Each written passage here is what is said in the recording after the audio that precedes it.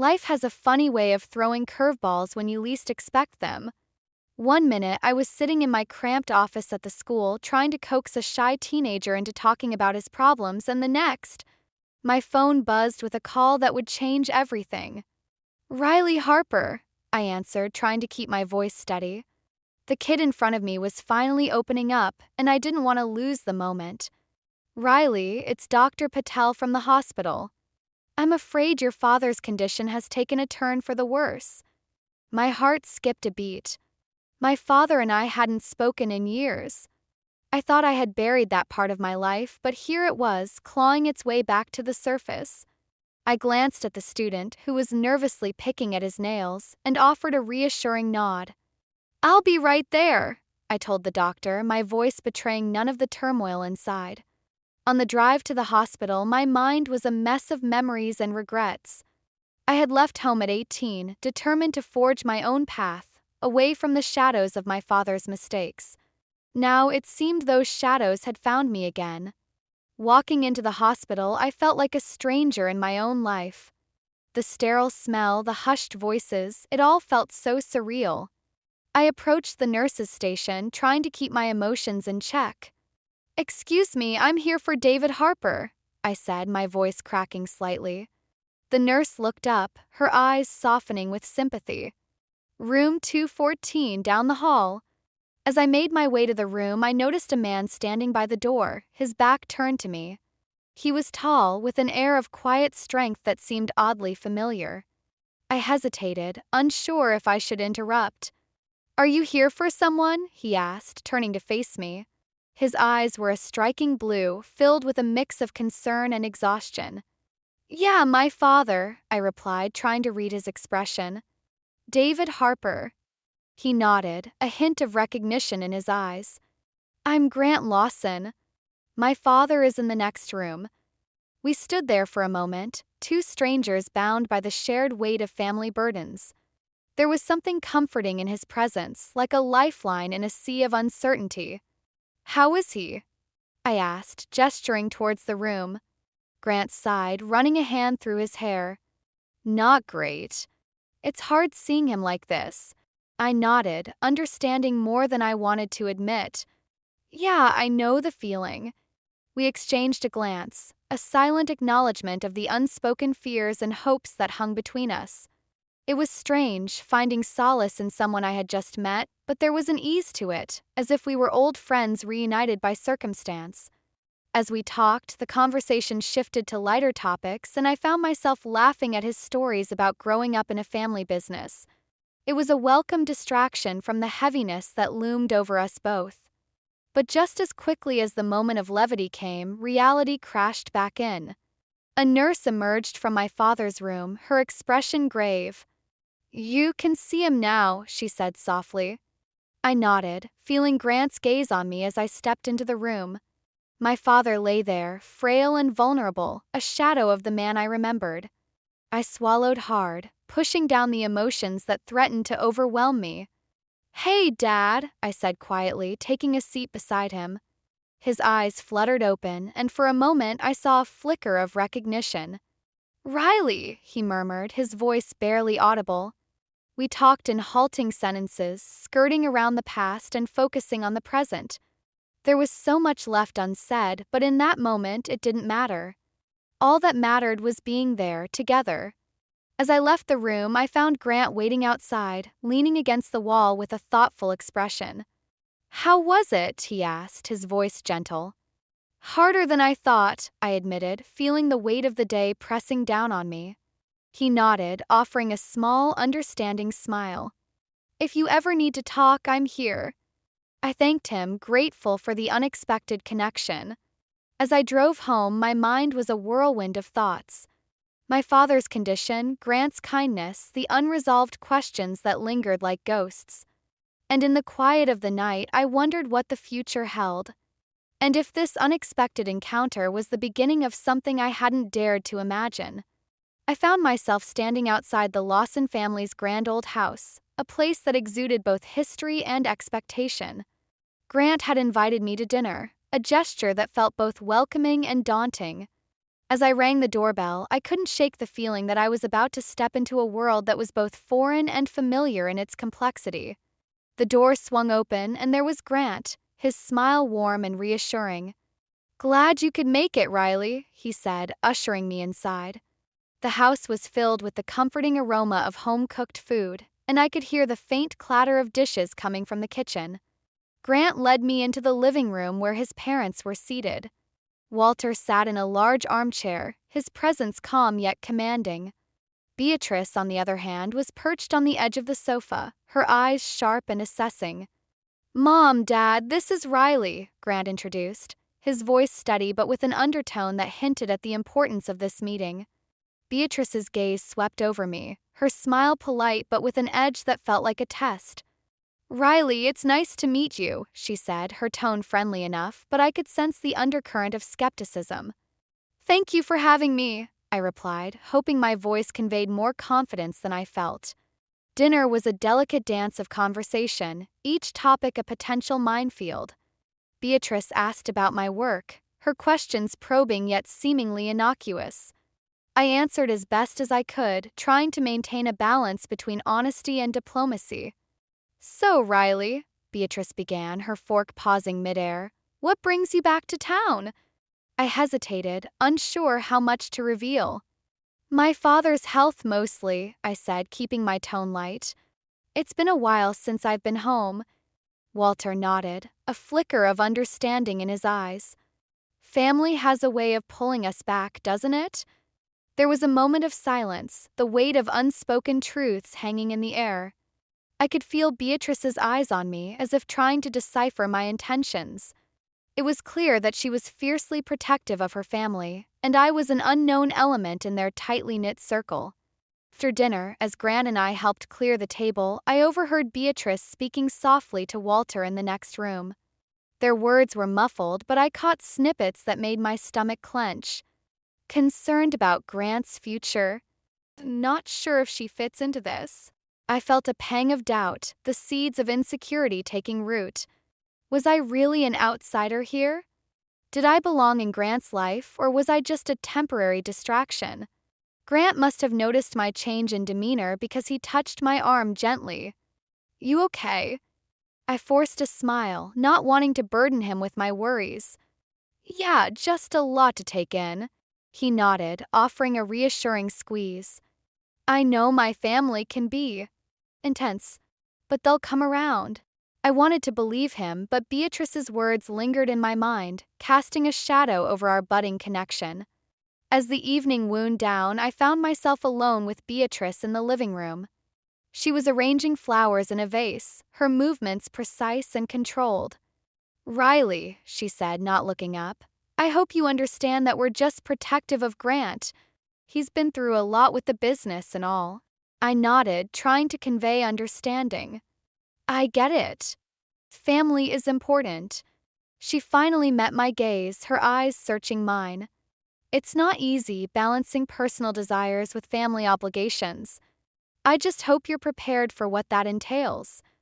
Her words were layered with meaning, a warning wrapped in civility. I smiled politely, but inside I was wrestling with the implications of her statement. As I left the Lawsons' house that night, I felt a mix of emotions. The evening had been both enlightening and unsettling, revealing the complexities of a family bound by duty and expectation. Grant was caught in the middle, torn between his own desires and the weight of his family's legacy. And as for me, I was left grappling with my own place in this tangled web. Beatrice's subtle disapproval had planted seeds of doubt, and I couldn't help but wonder if I was setting myself up for heartache. The drive home was quiet, the road stretching out before me like a path of uncertainty. I knew I had to tread carefully to find my footing in this new chapter of my life. But as I pulled into my driveway, one question lingered in my mind. Was I ready for the challenges that lay ahead? Or was I destined to repeat the mistakes of the past? With that thought, I knew the journey was far from over. The next morning, I woke up with a sense of unease that I couldn't quite shake off. Conversation with Beatrice had left me feeling like I was standing on shaky ground, and I hated that feeling.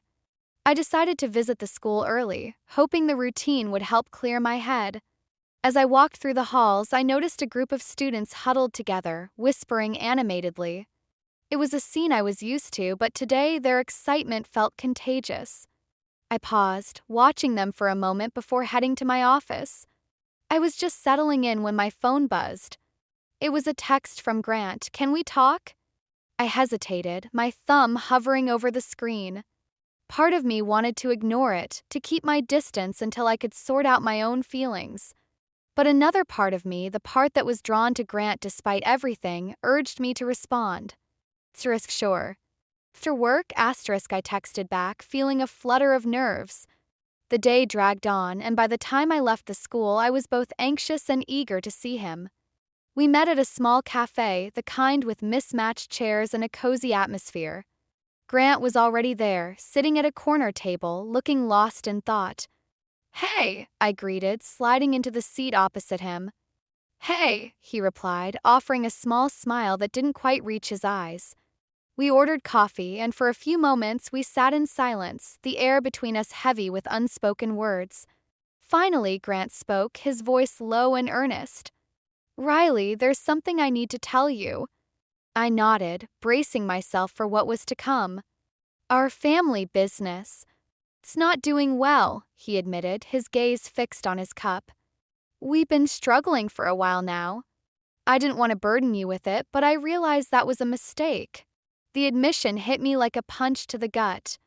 I had suspected something was off, but hearing it confirmed was a different matter entirely. "Why didn't you tell me sooner?" I asked, trying to keep the hurt out of my voice. Grant sighed, running a hand through his hair. "I thought I could handle it on my own. I didn't want you to see this side of things, to see me as a failure." His vulnerability was palpable, and it tugged at something deep inside me. But there was also a part of me that felt betrayed, kept in the dark about something so significant. "I wish you had trusted me enough to share this," I said softly, my heart aching for him. "I know," he replied, meeting my gaze with a sincerity that was hard to ignore. "I'm sorry, Riley. I should have been honest from the start." As we talked, I could see the weight he carried, the pressure of trying to uphold his family's legacy while battling his own doubts. It was a struggle I understood all too well, and it made me want to help, even as I wrestled with my own reservations. But before we could delve deeper into the conversation, Grant's phone rang. He glanced at the screen, his expression shifting from concern to alarm. "I need to take this," he said, standing up and stepping outside.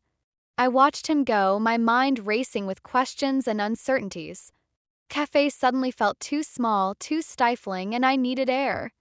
I followed him outside, catching snippets of his conversation. "I'll be there soon." "No, don't do anything until I arrive." His voice was tense, and I could see the strain etched into his features. As he hung up, he turned to me, his expression apologetic. "I'm sorry, Riley. I have to go. It's urgent. Is everything okay?" I asked, concern lacing my voice. "Just some issues at the cleaners," he replied, his tone evasive. "I'll explain later, I promise." I nodded, watching as he hurried away, a sense of foreboding settling over me. There was more going on than he was letting on, and I couldn't shake the feeling that whatever it was only the beginning of a much larger storm.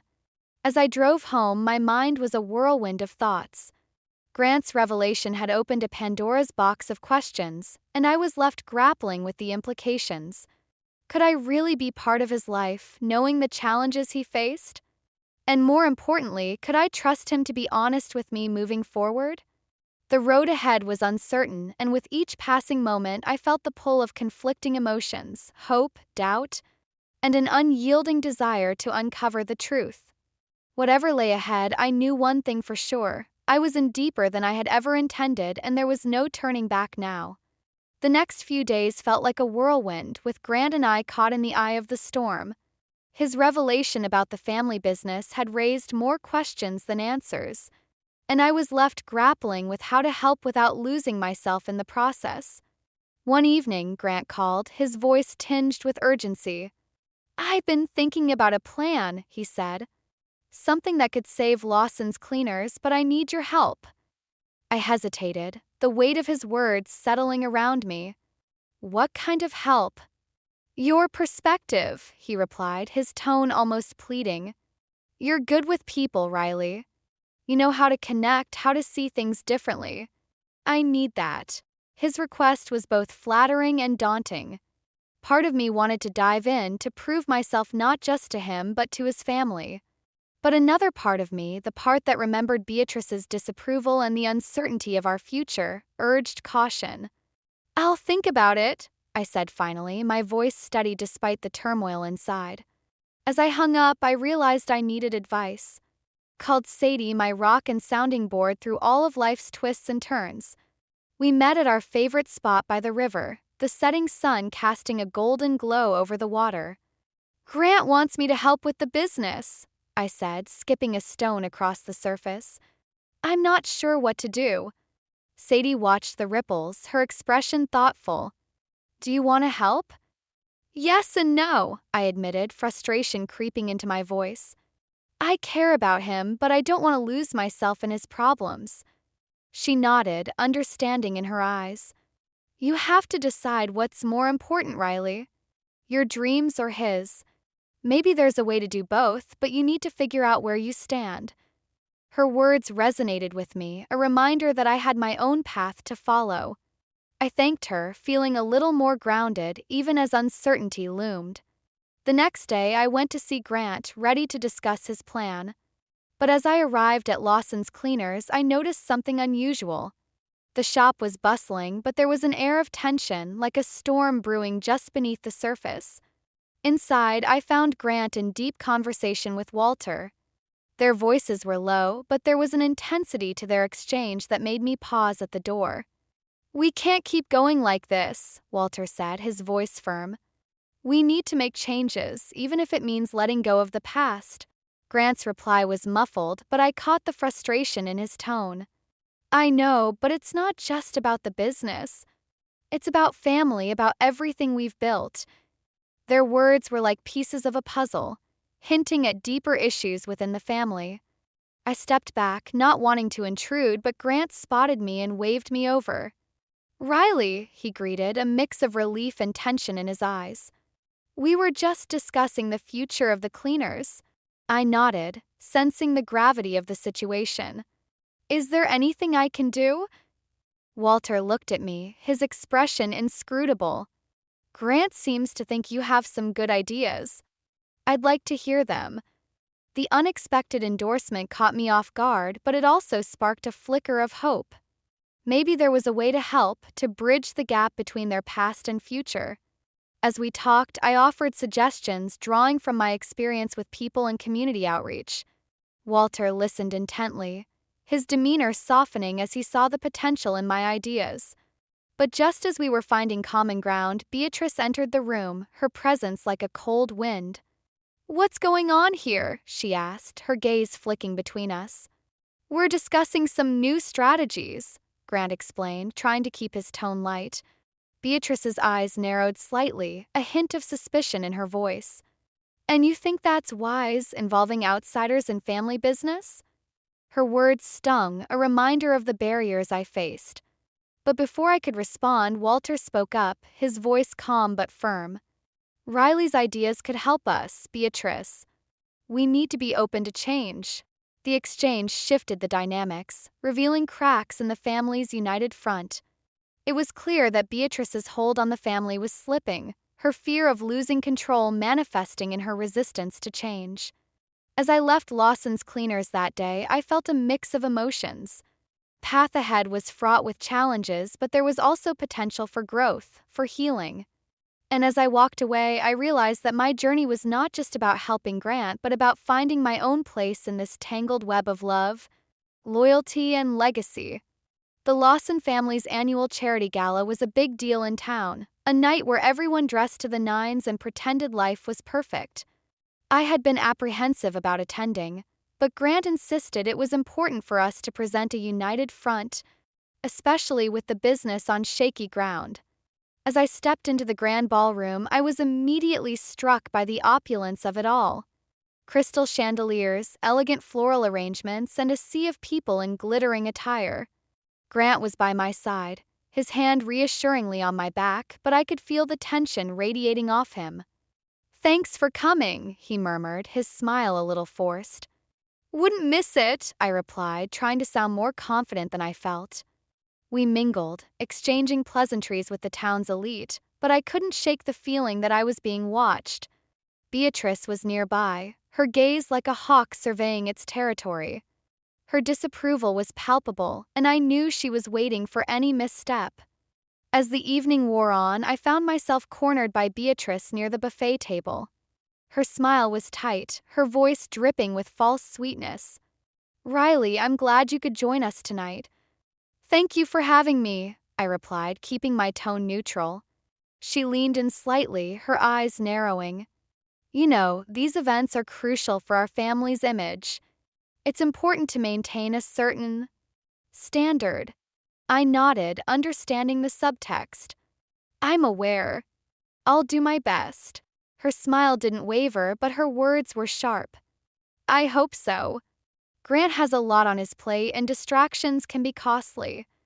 The implication was clear, and it stung. I excused myself, needing air, and found a quiet corner where I could breathe. The walls felt like they were closing in, and I struggled to keep my emotions in check. Grant found me a few minutes later, concern etched on his face. "Riley, are you okay?" I forced a smile, trying to brush it off. "Just needed a moment. Your mother's intense," he sighed, running a hand through his hair. "I know. She means well, but she doesn't always see how her words affect others." I nodded, appreciating his support but feeling the weight of his family's expectations pressing down on me. Before I could respond, we were interrupted by Walter, who looked unusually serious. "Grant, we need to talk," he said, his voice low. Grant glanced at me apologetically. "I'll be right back." As he walked away, I felt a pang of isolation, standing alone amidst the crowd. I wandered towards the balcony, hoping the cool night air would clear my head. Outside, the city lights twinkled below, a stark contrast to the turmoil inside me. I leaned against the railing, trying to sort through my thoughts. But my moment of solitude was short-lived. "Quite the view, isn't it?" I turned to see Sadie, her presence a welcome surprise. "What are you doing here?" She grinned, holding up her camera. "Covering the event. Thought I'd find you here, hiding from the madness." I laughed, the tension easing slightly. "Guilty as charged." We stood together, the silence comfortable. Finally, Sadie broke it, her voice gentle. "You don't have to prove anything to them, you know." "I know," I replied, though the conviction in my voice was lacking. "But it's hard not to feel like I'm constantly being tested." Sadie nodded, her gaze steady. "Just remember, you're more than whatever they think of you. Don't lose sight of that." Her words resonated, a reminder of who I was outside of this tangled mess. But before I could respond, the sound of raised voices drifted from inside. Grant and Walter were arguing, their voices carrying through the open doors. I caught snippets of the conversation, enough to piece together the gist. "Can't keep pretending everything's fine. We need to be honest, Grant. I'm trying, but it's not just about us. It's about the future." Tension was thick, the air charged with unresolved issues. I felt a pang of sympathy for Grant, caught between his family's legacy and his own desires. As the argument subsided, Grant returned to the balcony, his expression strained. "Sorry about that," he said, his voice weary. I touched his arm, offering silent support. "It's okay. Are you all right?" He nodded, but I could see the conflict in his eyes. "I just wish things were simpler." We stood there, side by side, the night stretching out before us. The gala continued inside, a world of glitz and glamour that felt increasingly distant from the reality we faced. And as I looked at Grant, I realized that the path forward was anything but clear. We were standing on the edge of something vast and uncertain, and I knew that whatever happened next would test us both in ways we hadn't yet imagined. Returning to my life after the gala felt like stepping into a different world. I had thrown myself back into work, trying to find solace in the familiar routines of school counseling. Each day brought new challenges with students, and while it was rewarding, the shadow of everything with Grant loomed large. One afternoon, as I was leaving the school, my phone rang. It was Grant. I hesitated, my thumb hovering over the screen before I answered. "Hey," I said, trying to sound upbeat. "Riley, I need to see you," Grant said, his voice tense and urgent. "Is everything okay?" I asked, concern threading through my words. "Not really. Can we meet at the park?" I agreed, my heart heavy with anticipation. When I arrived, Grant was already there, pacing by the lake. His usual calm demeanor was replaced by a restless energy. "Grant, what's going on?" I asked, approaching him. He stopped, his eyes meeting mine with a mix of desperation and frustration. "The business is worse off than I thought. We might have to shut down." The words hung between us, heavy and suffocating. I searched his face, hoping for some sign that he was exaggerating, but his expression was grim. "Is there anything we can do?" I asked, my voice barely above a whisper. He shook his head, running a hand through his hair. "I've tried everything, Riley. Loans, investors, even selling off some assets. Nothing's worked." I reached out, squeezing his arm. "We'll figure something out." But even as I said it, doubt crept in. The situation felt insurmountable, a mountain too steep to climb. And as if sensing my uncertainty, Grant's expression hardened. "I'm sorry I dragged you into this," he said, stepping back slightly. "Maybe it would have been better if we hadn't." "Don't," I interrupted, my voice firmer than I felt. "We're in this together." He nodded, but I could see the internal battle raging within him. He was torn between his family's legacy and the desire to protect me from the fallout. And in that moment, I realized how deeply intertwined our lives had become. As we stood there, the wind whispering through the trees, my phone buzzed with a text. It was from Sadie. "Call me when you can. Urgent asterisk." I showed Grant the message, and he nodded. "Go ahead. I'll be here." I stepped away, dialing Sadie's number. Her voice was breathless, almost frantic. "Riley, you won't believe this. I was going through some old photos from the gala, and I found something strange." "What do you mean?" I asked, my curiosity piqued. "There's a picture of Beatrice talking to someone I didn't recognize. I did some digging, and it turns out he's a competitor. They've been meeting secretly." The revelation hit me like a tidal wave. Beatrice, the staunch protector of her family's legacy, was colluding with the enemy? Seemed impossible, yet Sadie's words rang true. "Are you sure?" I asked, my mind racing. "Positive. I've got the photos to prove it," Sadie replied. I thanked her, my mind a whirl of confusion and betrayal. Beatrice was working against her own family. What did that mean for Grant and the business? I returned to Grant, my heart pounding. "We need to talk," I said, my voice urgent. He looked up, concern etched on his features. "What is it?" I hesitated, unsure how to break the news. "Sadie found something. Your mother's been meeting with a competitor." His expression shifted from confusion to disbelief. "That can't be right. She'd never."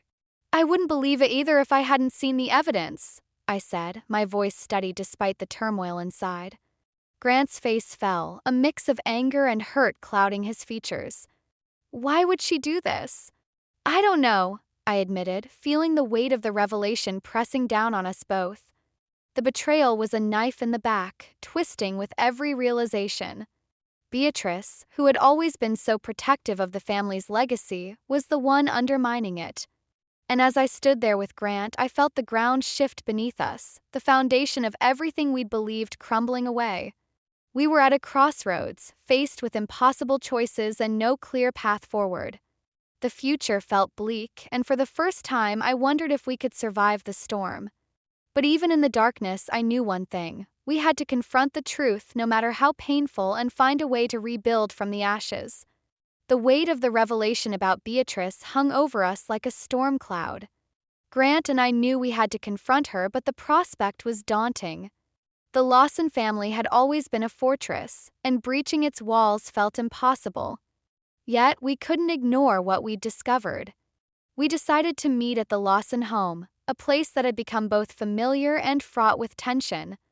As we approached, I could feel Grant's apprehension, though he tried to mask it with a determined expression. Inside, the house was quiet, the usual bustle absent. Walter was in the living room, his demeanor calm but watchful. Beatrice was in the kitchen, her back to us as she prepared dinner. "Mom, we need to talk," Grant said, his voice steady but firm. Beatrice turned, her expression shifting from surprise to guardedness. "What is it, Grant?" I stood beside him, my presence a silent support. "We know about the meetings with the competitor," Grant continued, his words hanging in the air like a challenge. Beatrice's eyes flickered with something, guilt perhaps or defiance. "I did what I thought was necessary," she replied, her tone clipped. "Necessary?" Grant echoed, disbelief coloring his voice. "You were undermining everything we've worked for." Walter stepped in, his voice a calming force. "Beatrice, why didn't you tell us?" She sighed, the weight of her actions settling over her. "I was trying to protect the family. I thought if I could negotiate a merger, we could save the business." The room fell silent, the implications of her words sinking in. A merger? It was a solution, but one that came at a cost: the loss of the family's independence, their legacy. Grant's jaw tightened, his emotions warring beneath the surface. "You should have talked to us, trusted us." "I was afraid," Beatrice admitted, her voice softer now. "Afraid of losing everything, of seeing our family fall apart." Her vulnerability was unexpected, a crack in her otherwise impenetrable facade. It was clear she believed she was acting in the family's best interest, but her secrecy had sown distrust. I watched Grant, his internal struggle playing out in the clench of his fists, the tension in his stance. He was caught between anger and understanding, the desire to protect his family clashing with the betrayal he felt. "Mom," he said finally, his voice steady but filled with emotion, "we need to face this together as a family. That's the only way we'll get through it."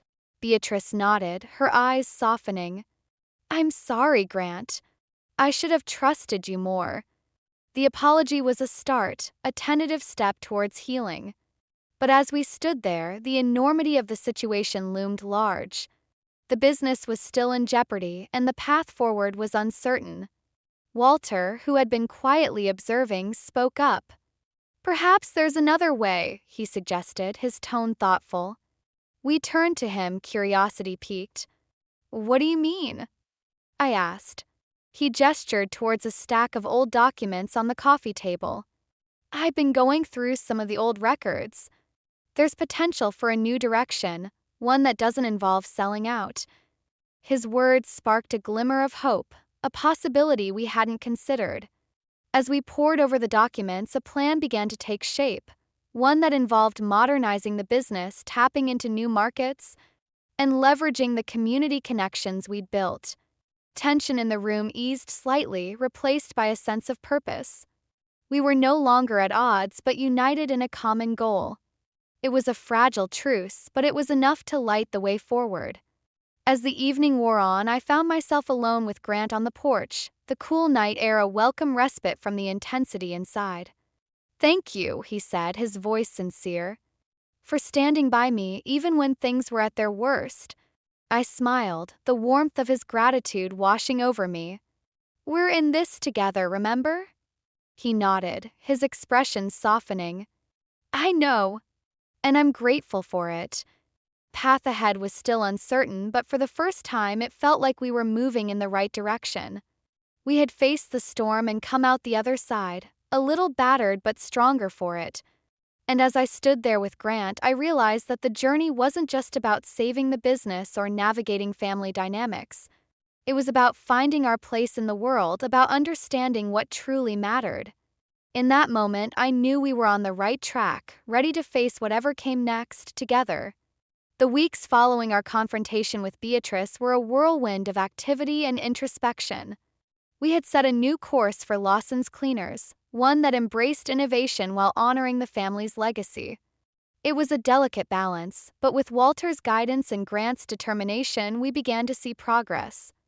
One afternoon, as I was reviewing some proposals at the shop, Beatrice approached me.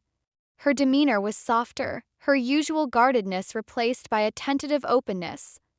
"Riley," she began, her voice steady but with an undertone of vulnerability, "I owe you an apology." I looked up, surprised by the admission. "You don't have to." "No, I do," she insisted, meeting my gaze. "I was wrong to doubt you, to see you as an outsider. You've shown more loyalty and strength than I gave you credit for." Her words were unexpected but welcome, a step towards healing the rift that had divided us. "Thank you, Beatrice," I replied, my voice warm. "I appreciate that." She nodded, a small smile playing on her lips. "We're lucky to have you as part of this family."